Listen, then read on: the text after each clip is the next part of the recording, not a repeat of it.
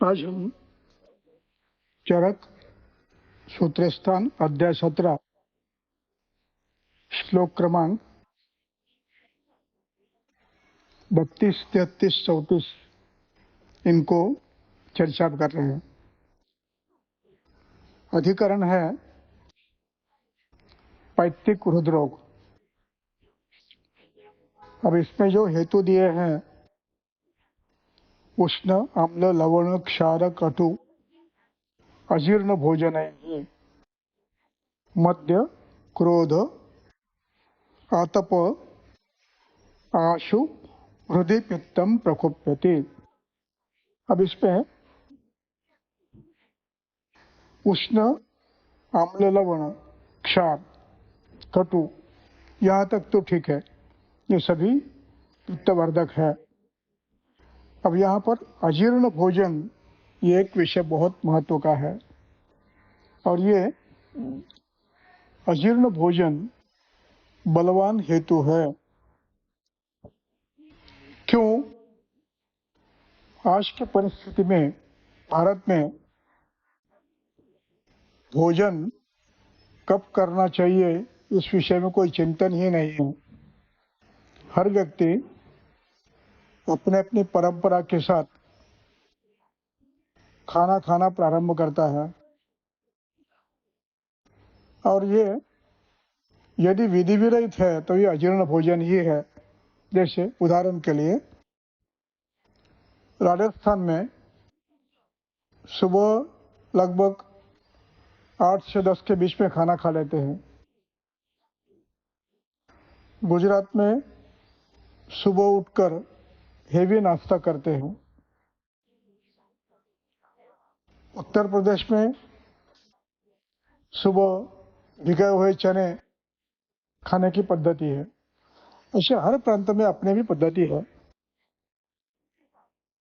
कुछ जगह पर सुबह उठ के दूध पीना ये परंपराएं है, खास करके बच्चों में भी दिया जाता है, बड़े लोग भी लेते हैं। ये सब अजीर्ण भोजन में आता है। अजीर्ण भोजन का अर्थ है पहला आहार जब भी लिया हो उसका पूर्ण परिणमन होकर प्रसृष्टे विन्मूत्रे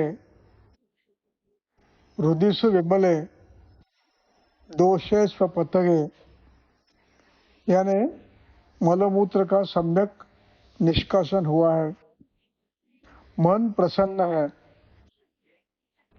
दोष अपने अपने क्षेत्र में चले गए हैं, यानी श्लेष्मा आमाशय छोड़कर शरीर में चला गया है, तो संवन में आ गया है। वायु दो पद्धति से, एक अनुलोमन से निकल गया है और दूसरा शरीर में जो कटु विपाक था उसका भी शोषण हो गया है। इस अवस्था को पूर्ण परिणमन कहते हैं। दोषों का अपने अपने स्थान में चले जाना। उद्गार विशुद्ध है, भूख लगी है और अग्नि दीप्त किया गया है, शरीर लघु है, सभी इंद्रियां स्वच्छ है। यही इस इतनी अवस्थाएं प्राप्त होने के बाद ही भोजन करना है और इस विषय का ज्ञान प्रायः सर्वत्र अभाव है। इस ज्ञान का स्वभाव है। आजकल प्रचलित परंपरा से जो मन में आया जब मन में आया खाने की परंपरा शुरू हो गई है।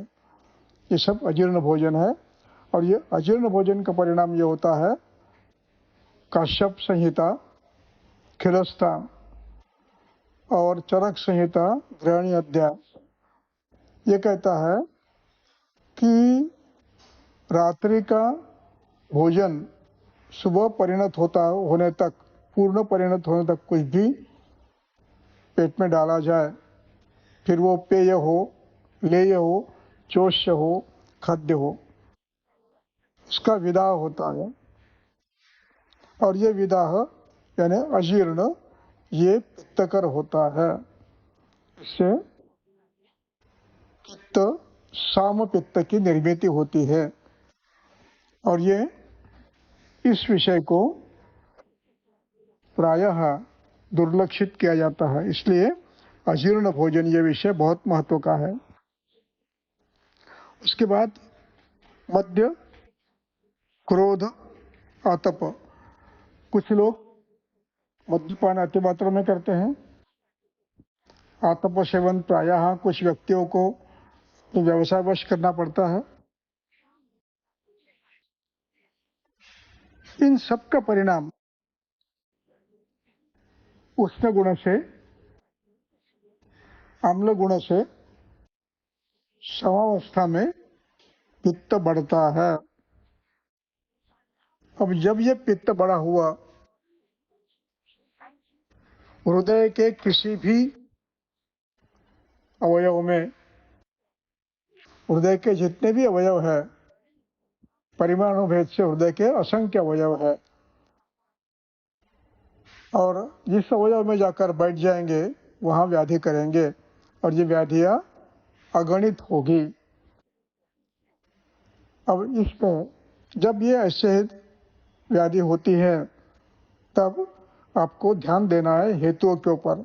उष्ण, अम्ल, लवण, कटुक, अजीर्ण भोजन, मद्य, क्षार, आतप सेवन इत्यादि। अब ये सेवन करने के बाद लक्षणों का प्रारंभ कैसे होता है? हृदय में कुछ पीड़ा नहीं होती है, प्रारंभ होता है वृद्धाह, मुख में कड़वापन अथवा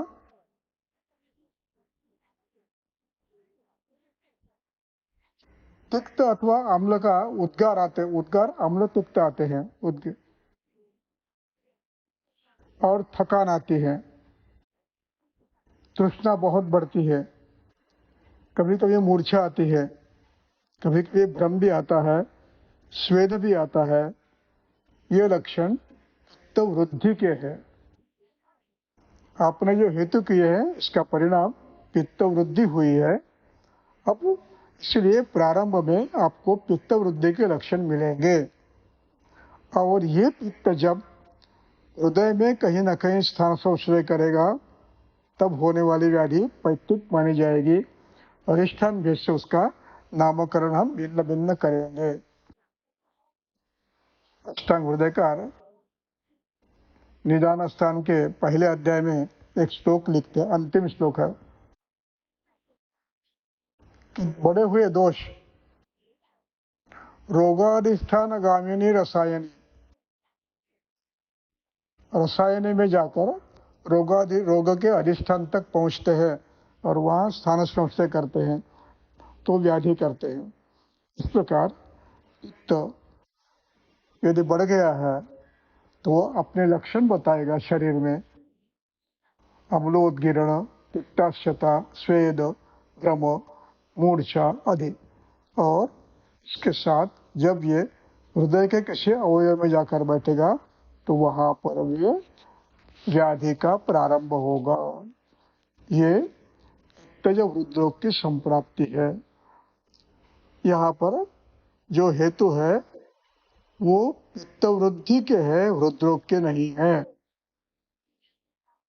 और ये कुपित पित्त जिस हृदय के जिस क्षेत्र में आश्रय करेगा वहां पर व्याधि निर्माण करेगा।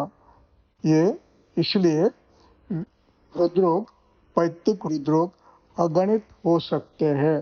स्थानानुरूप लिंग निर्लक्षण निर्माण कर सकते हैं। इस बात को हमें समझना है।